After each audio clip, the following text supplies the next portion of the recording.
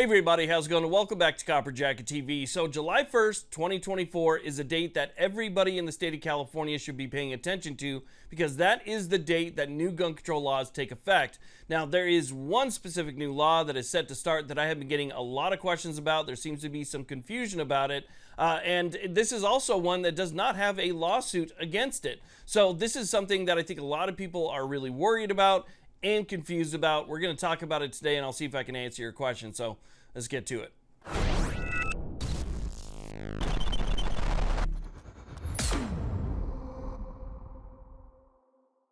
Now, speaking of California, post-Bruen, there are a lot of new people getting their carry permits for the very first time. And let me tell you, you do not want to go it alone. If you carry to defend yourself or your loved ones, you need to get Attorneys on Retainer, and I'll put a link down below. Attorneys on Retainer is not some big blown-up company that uses a third-party insurance company that's filled with a bunch of bean counters that will determine whether or not they're going to cover your claim. Sometimes a self-defense scenario doesn't work out exactly like you would imagine, and you could be the one that ends up in handcuffs. And I don't want to be speaking to some guy at an insurance company for that. With Attorneys on Retainer, they are attorneys. So when you give them a call, you're speaking to an attorney on the phone, your first contact, which gives you instant attorney-client privilege. It is absolutely priceless to have in your wallet. Now, your membership with these attorneys actually gets you quite a bit. Coverage in all 50 states, 24/7, 365, emergency line,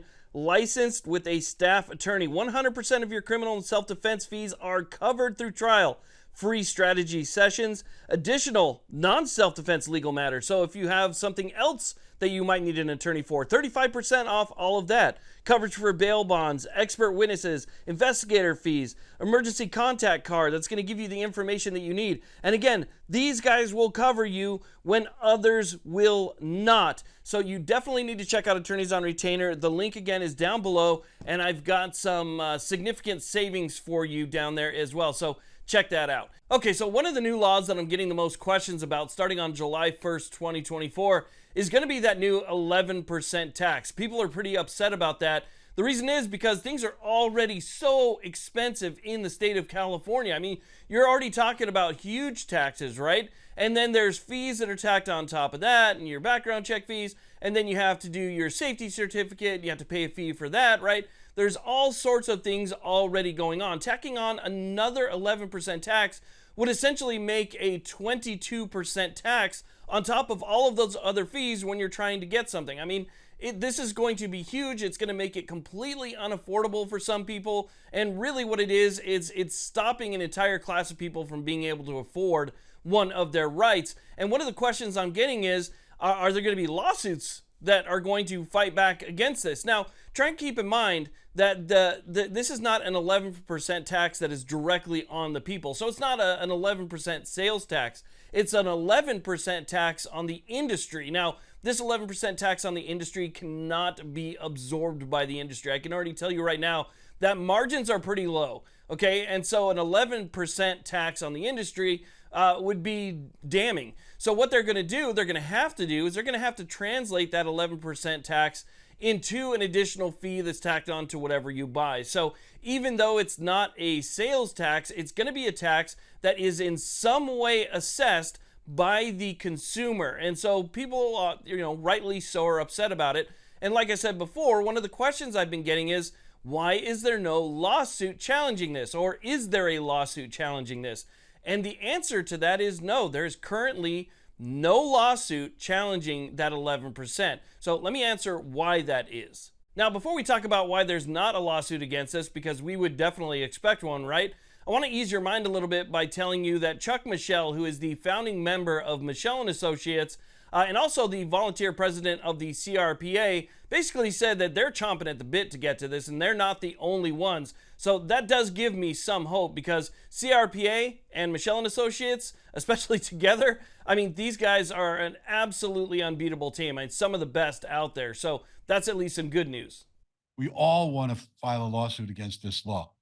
The National Shooting Sports Foundation represents manufacturers and retailers, and they have the funding. They're ready to pull the trigger. They have lawyers lined up.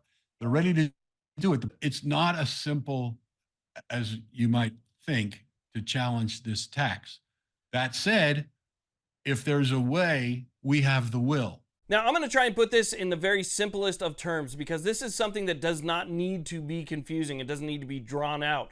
Basically, the reason that there's no lawsuit for this yet is because there's no plaintiff yet. So the problem is that while this law exists, it hasn't taken effect yet. So nobody has been subject to that additional 11% tax. And since nobody's been subject to it, we don't have a plaintiff in this case. There needs to be a plaintiff first that can say that, hey, this has affected me in a negative way. I feel like it's violating my constitutional rights, or whatever the case ends up being. This case is going to be one that's definitely going to be more challenging than other straightforward 2A cases, right? When we say that, okay, California banned something that they are not allowed to ban because it's protected by the Constitution. That's a straight up Second Amendment case, right? They can take that to the court, they can use Bruen and so forth. This right here being an excise tax, not directly aimed at the consumer, but more at the industry, even though it will affect the consumer, is going to be, I think, a lot more difficult to challenge. But the fact, again, that we have these groups that are willing to challenge it, that's some very good news. But there is basically no case yet, and we can expect there to be no case until after this actually takes effect because there's no plaintiffs. It's simple as that. The problem is it's not a clear Second Amendment case because of the nature of it as a tax. And there are a lot of tangential issues, and this happens sometimes. You get involved in a lawsuit, and you wind up spending tens of thousands of dollars litigating some side issue like standing, or whether your case is a facial or an as-applied challenge, that just costs a lot of money and wastes a lot of time. One of the issues that's slowing down the filing of a lawsuit is there's a doctrine that says in order to challenge a tax, you first have to pay the tax. Now, I know this isn't a very long video, but I was just recently out in California for Mother's Day weekend, so I spent a few days out there. While I was there, I met some people, and one of the things that we talked about was that 11% tax, and there was a lot of confusion about it. People thought that it was an 11% tax directly on the consumer. People were asking what's going on with it, what's the status, is there lawsuits? And it was more than one person that I met that actually brought that up. So I figure if there's that many people that are confused about it, it should be something that we talk about. So if you know anybody that was, wondering what's going on here, make sure you share this video with them. Make sure if you haven't subscribed yet, you continue to subscribe. We got some big stuff coming up that we're definitely going to need to talk about, including stuff that's happening up at SCOTUS. So again, hit that subscribe button, that little bell notification, and thank you all very much for watching. You guys have a good one.